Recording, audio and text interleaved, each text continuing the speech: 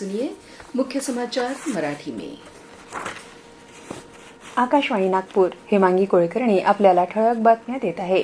संसदेचं हिवाळी अधिवेशन आजपासून सुरू होत आहे। 19 डिसेंबरपर्यंत चालणाऱ्या अधिवेशनात एकूण 15 बैठका होतील। या अधिवेशनात 13 विधेयकं चर्चेला येणार असून 2025-26 साठीच्या अनुदानासाठी पुरवणी मागण्यांवरील चर्चा आणि मतदानही होणार आहे। राष्ट्राला प्रगतीपथावर नेण्यात हे हिवाळी अधिवेशन हातभार लावेल अशी अपेक्षा पंतप्रधान नरेंद्र मोदी यांनी अधिवेशनाच्या आधी माध्यम प्रतिनिधींशी बोलताना व्यक्त केली। देशानं विविध क्षेत्रात प्रगती करून डेमोक्रेसी कॅन डिलिव्हर हे आपण जगाला दाखवून दिलं आहे असं ते म्हणाले। संसदेत होणाऱ्या चर्चेत विरोधी पक्षांनी चांगले मुद्दे मांडावे आणि जबाबदारीनं सामोरं जावं असा सल्ला त्यांनी दिला। तत्पूर्वी सरकारनं काल सर्वपक्षीय बैठक बोलावली होती। या बैठकीला 36 राजकीय पक्षांचे 50 नेते उपस्थित होते। अधिवेशनात अनेक नवीन विधेयकं आणली जाणार असून संसदेचं कामकाज सुरळीत चालावं अशी भूमिका सरकारतर्फे मांडण्यात आली आहे। ही सर्वपक्षीय बैठक अत्यंत फलदायी ठरली असून सर्व पक्षांनी मांडलेल्या सूचनांचा सरकार विचार करेल असं संसदीय कार्यमंत्री किरेन रिजिजू यांनी सांगितलं।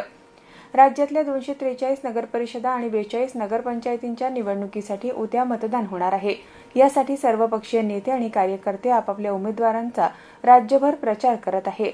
मुख्यमंत्री देवेंद्र फडणवीस आज छत्रपती संभाजीनगर जिल्ह्यात पैठण आणि बीड नगर परिषदेत प्रचार सभा घेणार आहे। दरम्यान नगरपरिषदा आणि नगरपंचायतीच्या सार्वत्रिक निवडणुकांसाठीचा प्रचार आज रात्री 10 वाजता संपणार आहे। त्यानंतर प्रचाराच्या कुठल्याच जाहिराती प्रसिद्ध किंवा प्रसारित करता येणार नाही।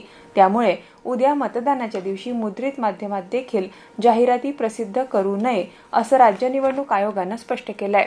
दरम्यान न्यायालयीन अपील झालेल्या नगरपरिषदा आणि नगरपंचायतींमध्ये सुधारित निवडणूक कार्यक्रम राज्य निवडणूक आयोगानं काल जाहीर केला।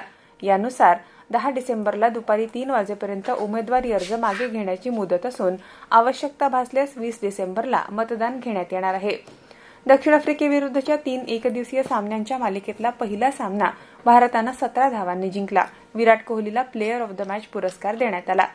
नागपुरात काल 12 अंश सेल्सिअस इतक्या किमान तापमानाची नोंद करण्यात आली। याबरोबरच हे ठळक बातमीपत्र संपलं। या पुढील ठळक बातमीपत्र 11:58 ऐकता येईल। नमस्कार।